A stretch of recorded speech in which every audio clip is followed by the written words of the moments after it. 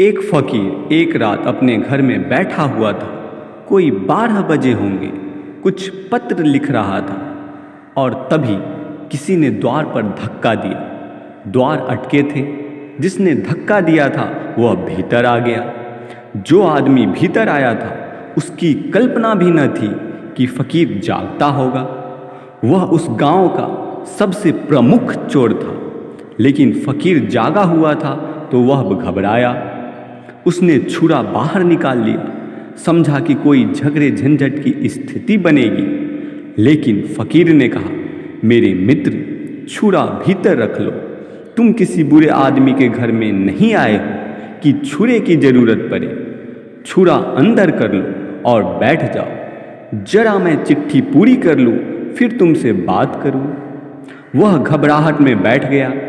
फकीर ने अपना पत्र पूरा किया और उससे कहा, कैसे आए इतनी रात? और इतना बड़ा नगर है, इतनी इतनी बड़ी हवेलियां हैं, इतने इतने बड़े महल हैं, और तुमने मुझ गरीब की कुटिया पर ध्यान दिया। कैसे आए? उस चोर ने कहा, अब आप जब पूछ ही लिए हैं तो बताना जरूरी हो गया है, और शायद आपसे मैं झूठ न बोल सकूं। मैं चोरी करने आया हूं। फकीर ने ठंडी सांस ली और उसने कहा, बड़े नासमझ हो, भले मानुस, एक आध 2 दिन पहले खबर तो कर देते तो मैं कुछ इंतजाम कर रखता। यह फकीर की झोपड़ी है, यहाँ हमेशा कुछ मिल जाए यह तो बहुत मुश्किल है। और मुझे क्या पता था, आज सुबह ही एक आदमी कुछ रुपए भेंट करने आया था, मैंने वापस कर दी। तुम्हारा अंदाज होता तो मैं रोक कर रखता।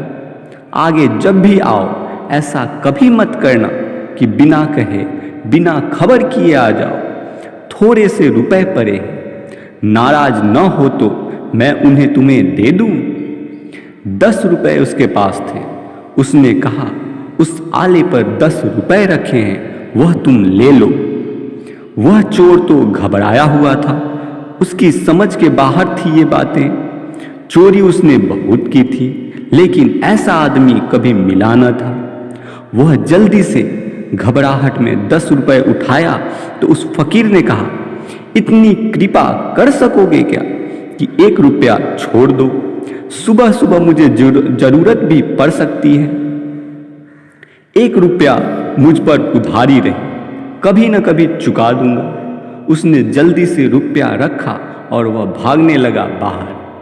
तो उस फकीर ने कहा, मेरे मित्र, रुपए तो कल खत्म हो जाएंगे, उन पर इतना भरोसा मत करो। कम से कम मुझे धन्यवाद तो देते जाओ। धन्यवाद बाद में भी काम पड़ सकता है। उस चोर ने उसे धन्यवाद दिया और वह चला गया। बाद में वह पकड़ा गया। उस पर और भी चोरियां भी थी, यह चोरी भी थी। इस फकीर को भी अदालत में जाना पड़ा। वह चोर घबराया हुआ था कि अगर उस फकीर ने इतना भी कह दिया कि हाँ, यह आदमी चोरी करने आया था, तो फिर और किसी गवाही की कोई ज़रूरत नहीं, क्योंकि वह फकीर काफ़ी जाना माना था। वह इतना जाना माना आदमी था कि उसकी बात पर्याप्त प्रमाण हो जाएगी। वह डरा हुआ खड़ा था। मजिस्ट्रेट ने पूछा उस फकीर से, आप इस आदमी को पहचानते हैं?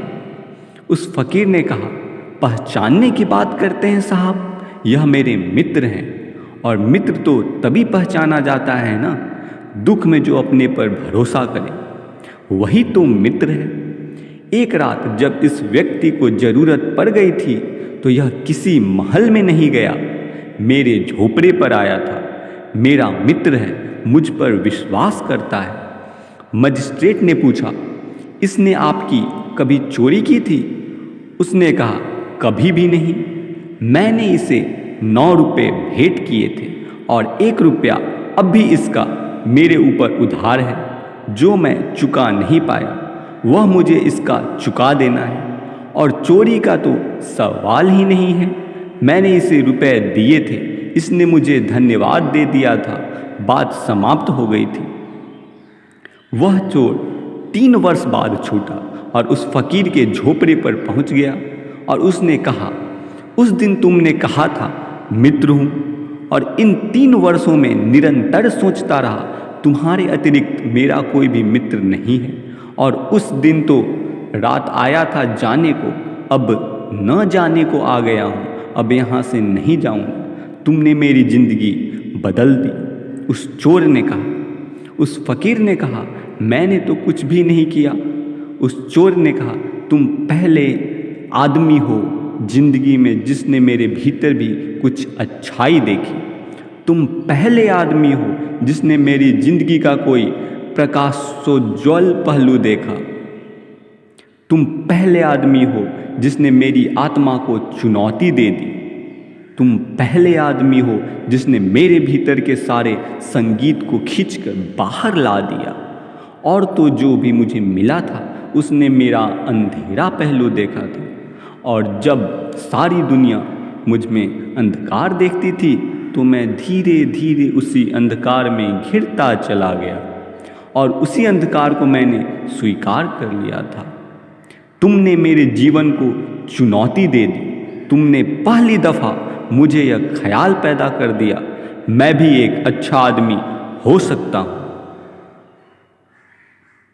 जब हम जीवन में आनंद को, शुभ को, मंगल को, प्रकाश को देखना शुरू करते हैं तो न केवल हमारी दृष्टि आनंद से भर जाती है, बल्कि हम जहाँ भी मंगल और शुभ को देखते हैं वहाँ भी हम चुनौती खड़ी कर देते हैं उस व्यक्ति के लिए भी, कि उसके भीतर से शुभ का आविर्भाव हो जाए और विकास हो जाए। यह दुनिया इतनी बुरी दिखाई पड़ रही है इस कारण नहीं कि लोग इतने बुरे हैं, बल्कि इस कारण कि सभी लोगों को बुराई के अतिरिक्त देखने की और कोई आदत ही नहीं है।